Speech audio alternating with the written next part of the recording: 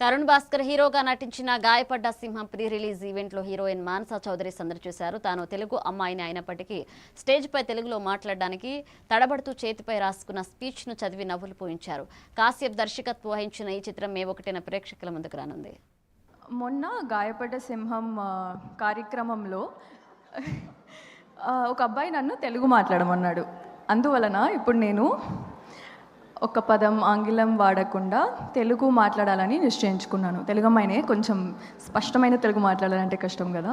so ముందుగా ఇక్కడికి వచ్చిన ప్రసార మాధ్యమం ప్రతినిధులకు మరియు ప్రేక్షకులందరికీ నా హృదయపూర్వక